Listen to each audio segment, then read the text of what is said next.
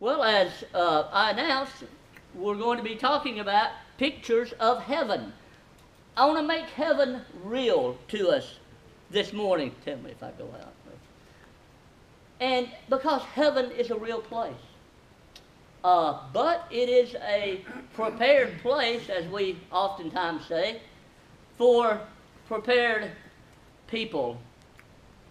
You have a safety deposit box, or maybe, and Reba, did I say your name in the prayer? Everybody remember Reba, sorry. I knew I could. Reba's going through some, taking care of her husband, and she's just such a wonderful attitude and just such a servant, not only at home, but here as well. And Reba, we love you and we're proud of you, and you know we're here for you. Have you ever had a safety deposit box? Down at the bank? You know, they carry you in this little vaulted room, and you get a key or something, you go back there and you put your valuables in there. And things that you don't want taken or destroyed by some act of nature or something like that. Supposedly the thing is foolproof and stormproof and fireproof. That's why we call it a safe deposit box. Pictures of heaven, when we read the pictures in the Bible, we also see that heaven is described like a finish line. We're in a marathon. Hebrews tells us that. We must run cautiously, run effectively, and run consistently, paraphrasing that. But because we're on our way to the finish line. It's also talked about as a holy city. I don't think you can go around the world and say that many cities, or if any, are holy. But the kingdom and the city that God made and His Son died for is holy. And it's pictured as home. Isn't that? When you come home from an end of a day and you want to kick back, maybe eat something and just relax. Because your home is the place to do that. Your home is where you go to rest from your labors after a hard day's work, and heaven is no different. Heaven is our place to rest for an eternity after hard work and diligence and service to God here on the earth. Let's look at the safe deposit box. Matthew chapter 6 and verse 19. Lay up for yourselves treasures lay not up for yourselves treasures upon earth, where moth and rust doth corrupt, and where thieves break in and steal, but lay up for yourselves treasures in heaven. You don't use the things in the safe deposit box, do you? You keep them there for a reason, for safety. And those are treasures that we're going to need later. Well, heaven is the same way. Heaven is the place where we put our soul. We put our soul in the hands of the Lord. And it's our safe deposit box, if you will. That's what I was talking about a moment ago when I was describing the bank vault to you. And maybe a steel safe in your home, a fireproof safe or what have you. Those are all places of security. And they're supposed to be resistant from Satan or from the world, nature and acts of nature, etc. And heaven is just that too. Heaven is designed so it is resistant to Satan. It's resistant to the world and sin. And it is a place to call home. It is a place to put our soul. It is a place for us to have confidence in and believe in and put the possessions our most important possessions, our soul, we're supposed to put that in heaven's safety deposit box. We lay up treasures. And treasures in heaven are obtained by giving of our wealth, skills, talents, time, whatever. This is our job. This is not. We just don't throw everything at the local church and say, okay, here's the need, go ahead and fill it. No. We see in the first, in Acts, in the first church and the Christians there, what does it say there? They had all things together. They had it in common and shared with each other, distributed to the needy. They did that themselves. And while we, as a congregation, oftentimes contribute to men who are going into foreign places, preaching the gospel. I believe we just sent Brother Bailey at Sugar Creek a check. And we do that because we have the funds. We have the ability to do that. And we are entrusting that to someone who we know that will do a good job and that will do the best that they can do. But this is our job, caring for the sick, caring for the needy, praying. I might have shared, I probably shared this with you before, but I'm going to share it again. There was a couple of people down at the Fultonale Church building years ago. I'm probably talking back in the 70s. And this guy came up and was wanting some money, I guess, for something to eat. Well, they sent him to the preacher's house. Ed Bragwell at the time. Isn't that the way you do it, Mike? You send him to the preacher's house, you know. Well, he knocked on the door, and I don't know how many of you know Ed Bragwell. But so Ed answered the door. And the guy went through his spiel, and Ed listened to it and said, well, we're having a bologna sandwich, so come on in and join us. And the guy insulted him in a way that was not good. But anyway, you see, look, those people that sent that dude there to the preacher's house, Ed didn't have any special powers. I don't have any. You know, I mean, look, you see a need, you do it. Probably you can do it better than I can. Most of you can do this today better than I can. You can teach a class better than I can. So we don't need to let Satan make us timid and make us shy into thinking that only one person can do something. Ecclesiastes chapter 12, verse 14, for God will bring every work into judgment with every hidden thing, whether it be good or whether it be evil. Nothing is going to be hidden from the Lord. You get out of that safe deposit box what you put in. No more and no less, unless you give them the key to somebody and you let them come in and pilfer through it. And sometimes we do that with our souls. We give it to people and we trust them instead of looking at the gospel ourselves, instead of looking at the Bible ourselves and what it says. We may rely on mom and daddy, or we may rely on past generations or what have you. We're going to get with God what we put in. You know, I just keep thinking sometimes about that poor one-talent man. Well, I don't know if he's poor or not. He's pretty ignorant, and I think he chose to be that way.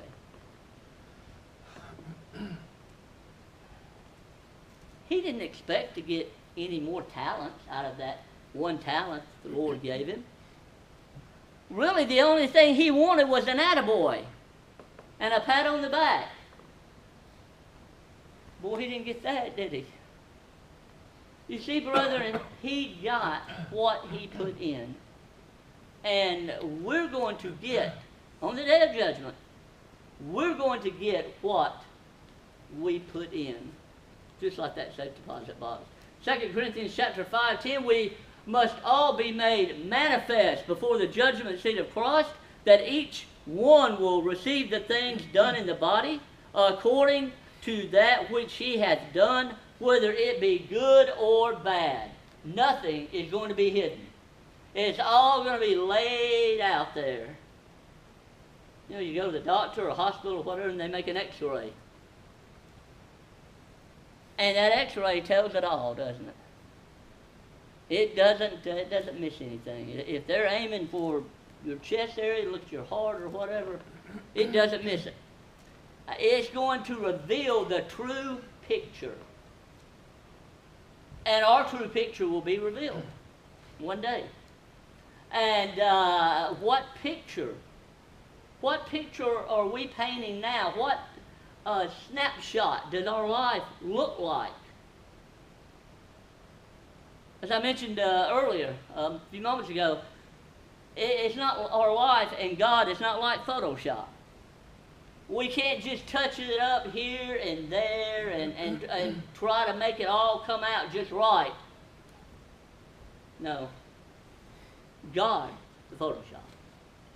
And if we trust in Him and we do what He says, He will bless us. He will scourge us when needed. And He will encourage us as well. Well, are we laying up treasures in heaven? Let me go back to that. Sorry about that. Galatians chapter 6 and verse 8. Be not deceived. Listen carefully here. Whatsoever a man sows, that he shall also reap. If he sows to the flesh, of the flesh he will reap corruption. If he sows to the Spirit of the Spirit, he will benefit and will reap of the Spirit of life everlasting. That reminds me of one of the little Andy Griffith episodes that I like to tell about every now and again. I think it was Don Rickles who played this part. He was the salesman that sold that bad merchandise, you know. And they took him in, and he couldn't do anything right. They wanted him to plant a tree, and he busted the water pipe, and they tried to get him to clean out the furnace. Well, he didn't leave the flue on or off. I don't even know if the thing's supposed to be off or on. I'd probably do the same thing. And the courthouse filled with smoke, and they told him to paint Andy's house. They're going to leave him alone. Just let him work at his pace. Nobody watching him. Well, I don't know if you remember that episode or not, but when Andy and Barney come back to look at the house, it is a mess. In fact, Barney says, have you ever seen such a mess? And Andy says to Barney, here, grab a brush. And they repaint the house so Newman, I think, was his name in the show, would think that he did it and would give him some self-confidence. Well, that might be okay painting a house. I don't really endorse the idea of leading people on, but and it did not get its desired effect, is the thing, because he said he was going to paint the courthouse for free and made a mess out of that. So you see, brother, when we give somebody else the paintbrush to paint on my soul and to paint on your soul and to draw the picture, to take the picture for you, you're not going to like the results, because they're going to do it the way they think. You ever heard the saying, if you want something done right, you do it yourself. And if we want to go to heaven, and we want to please the Lord, and we want our family to go to heaven, and we want to be that good example, we do it. I do it. You do it. You're the example to your family and friends and those at work. I'm not down there at your workplace. I'm not at your family reunion, so look, it's up to you. And it's up to me when I'm in those places as well. Heaven, as we've mentioned, is pictured as a safe deposit box. Wherever our heart is, there where our treasure will be also. Wherever my interests are, whatever I spend my time thinking on, that's where my heart is going to be. Guys, isn't it good that the Lord didn't come back during college football season? We all might be a little afraid of that. But our heart, we hold in our hands, okay? We are responsible for our heart. I'm responsible for my heart. So we can't have any of this, well, he made me do it, or I remember one time in high school, my late brother said I thought it was a cherry bomb in the pep rally. I think somebody said it was a Molotov cocktail. I don't know. I wasn't there. But I heard it was a kaboom. And he said, well, they gave it to me. And, well, you idiot. It doesn't mean you had to light the thing and drop it below the bleachers, you know. Can you imagine if you did that these days? You'd be in jail for terrorist threats and everything else. In his case, he only got suspended to the Board of Education, which was bad enough. Dad wasn't happy. Who would be? But you see what I'm trying to say? You're responsible, and I'm responsible for my own actions. Look, God forbid I teach the wrong thing. God forbid I read in something to the Bible that's not there and tell you about it and urge you to follow it. God forbid that. You're my friend if I do that, which I'm quite capable of doing that. I'm just a person. I'm not anything special. You're my friend to point it out to me. But God is not going to say, well, Clay said that this Sunday in February. Mm-mm.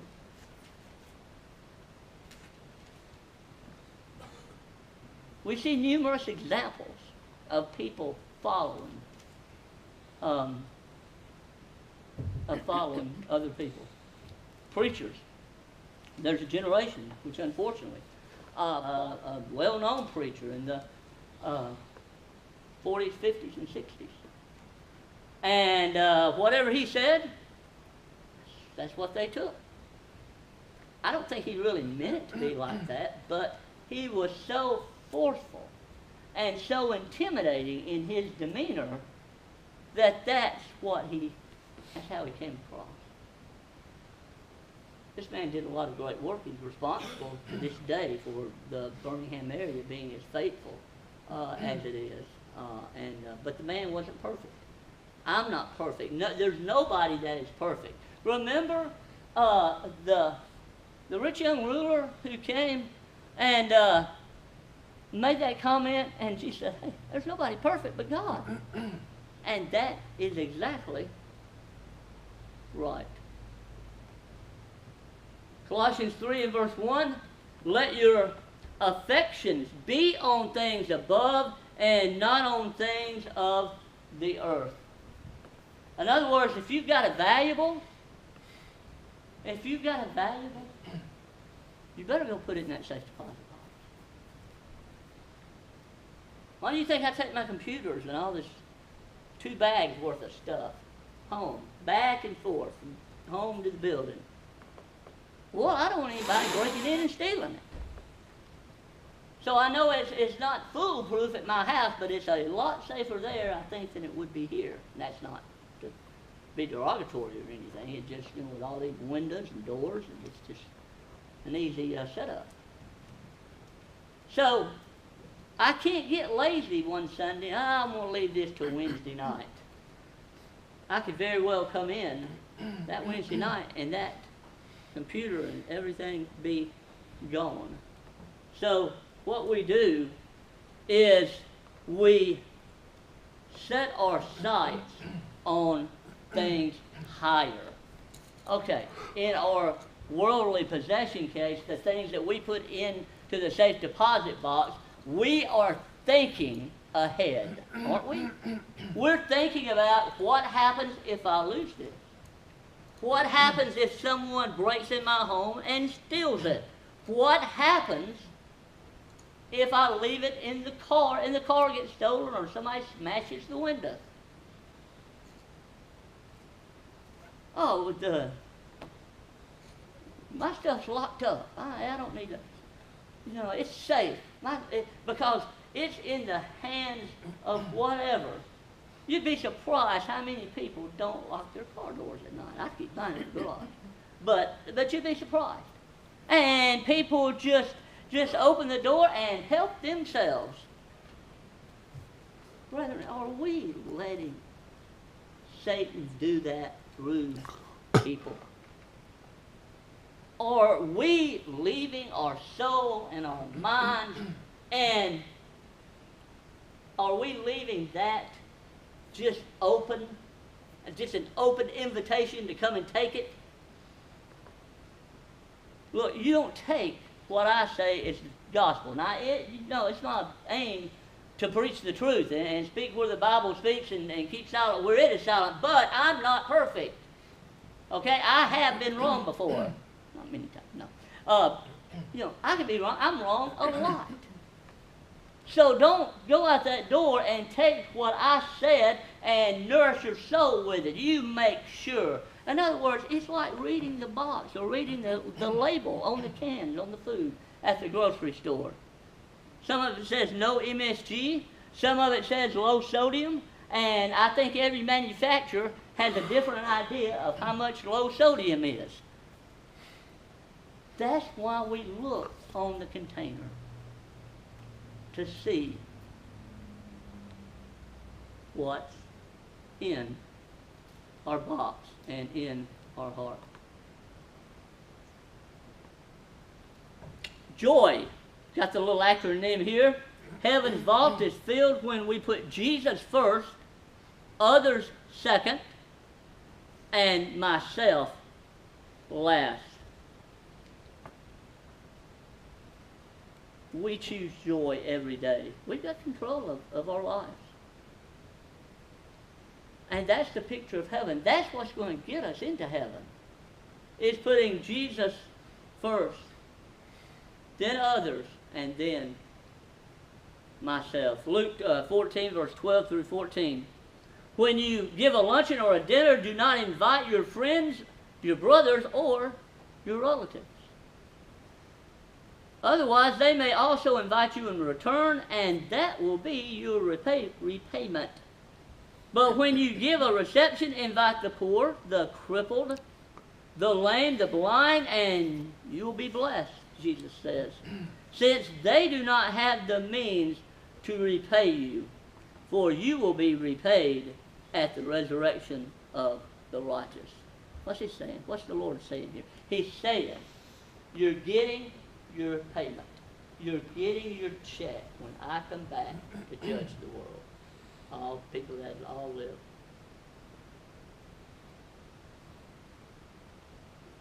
Sure, we've all heard of ulterior motives. That's when we're trying to get something and make it look like an attitude that we really don't have. And we do that to get something in return, something we want. God sees to do that right quick. And so, when we go and service others, we hone in on those people that need the Lord. The crippled spiritually and physically. The mentally challenged physically and mentally. And when we do those goods, that is our repayment.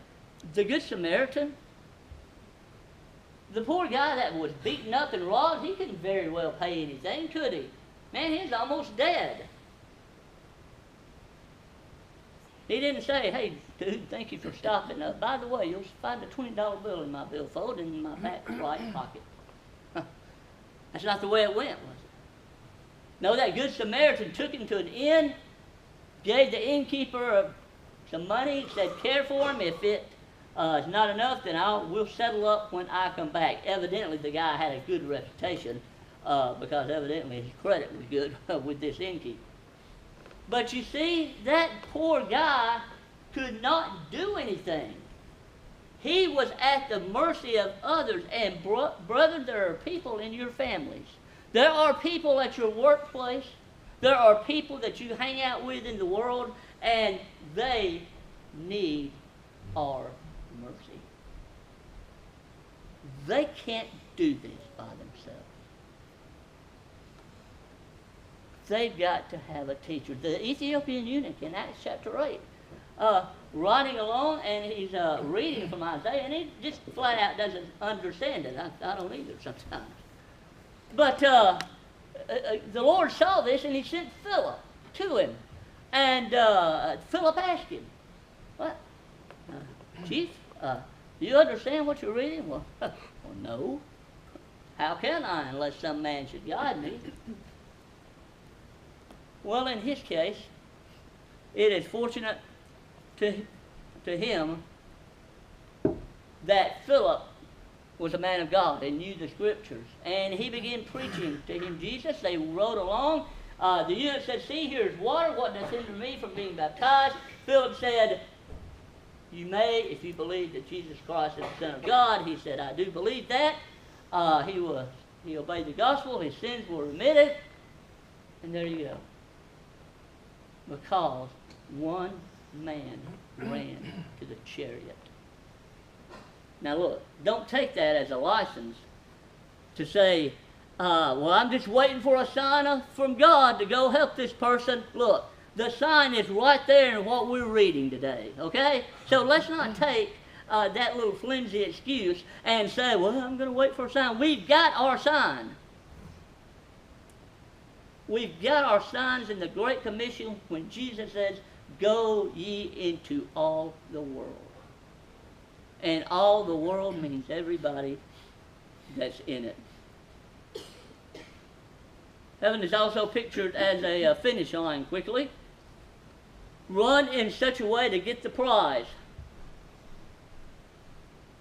I like at the Olympics, I like that little, what do they call it, the baton run, where one dude's waiting up 440 or something, and one guy's got the baton, and the other guy can start running, and he gives it off to him. Sometimes they drop it. They get in too big a hurry, and they drop it.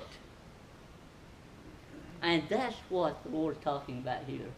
Run in a way that you can obtain the prize, which is heaven. You start running too fast, and you're going to outrun the baton man. He slows up a little bit and breaks stride, then you're going to drop the baton, chances are.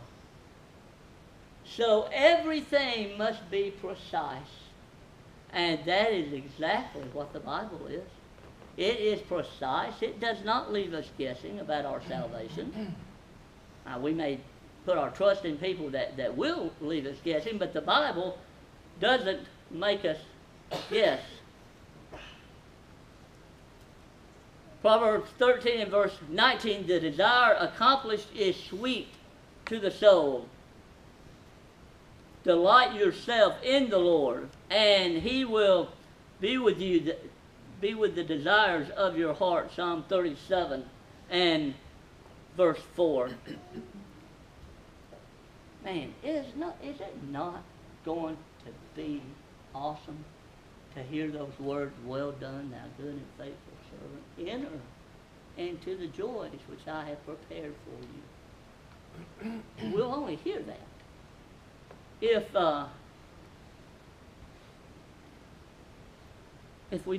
we run our race right. Hebrews chapter 12, verse 1 and 2, let us run with endurance the race that is set before us, looking unto Jesus, the author and finisher of our faith. We enter into the Lord's rest.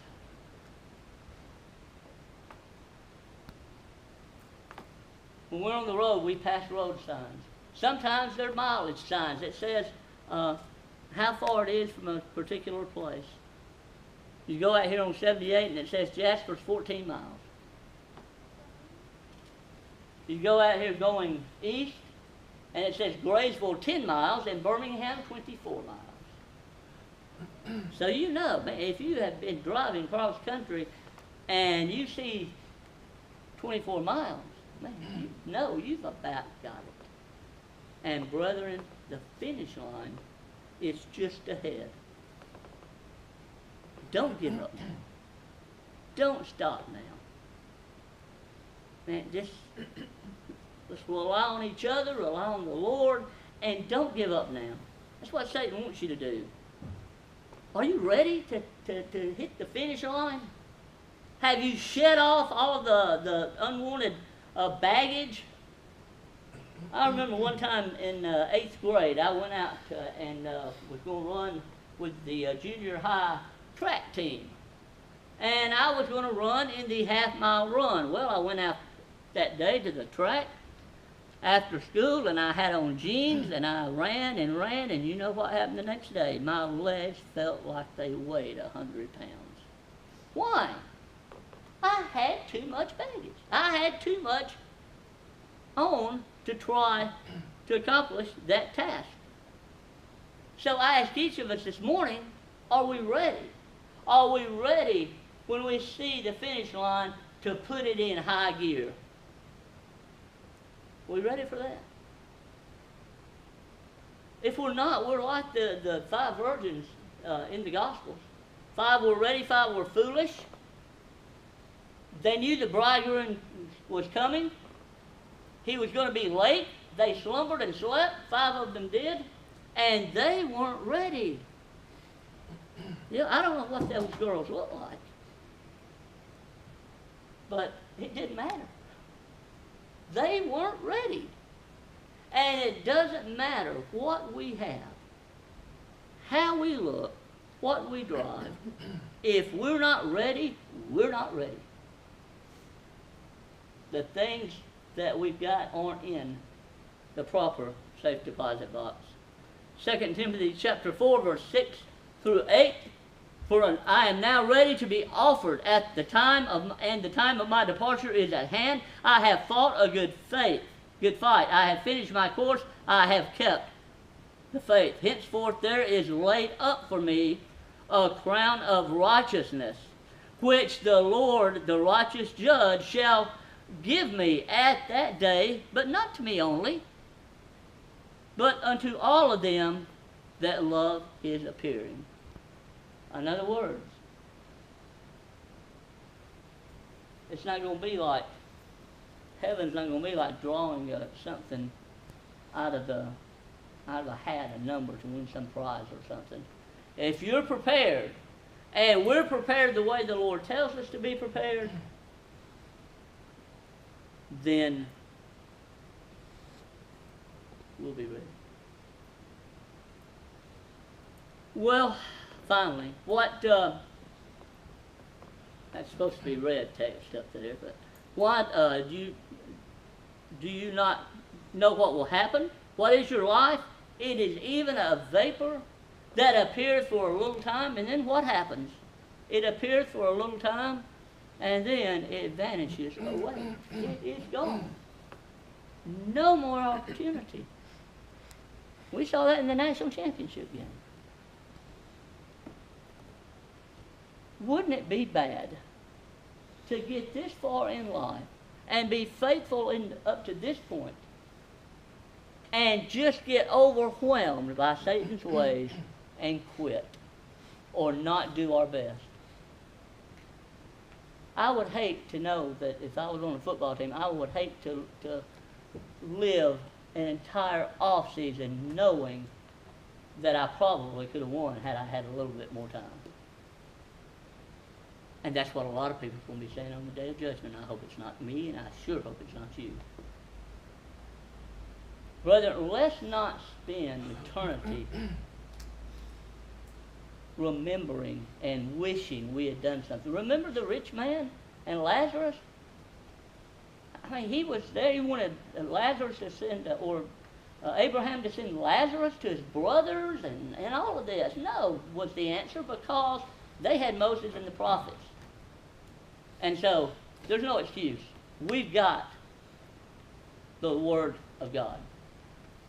And we've got good instructions on how to live our lives. So, it behooves me, and you too, if we will look at that and take my soul's possessions and put it in the safe deposit box. And at that last day, whatever we put in, we're going to take out. We're going to sing the song in just a moment. I forgot to mention something Mike wanted me to mention, that Andy and Billy have spent considerable time on our baptistry. So that thing's ready to go right now, right? Yeah, okay. There's warm water. Yeah, those guys have done an awesome job with that. And, of course, we've got WL to thank for that, because he knows the ins and outs of that plumbing system. And so we appreciate what he's done through the years as well. If you're subject to the gospel call, we sure hope you'll come. As together we stand and sing for your encouragement.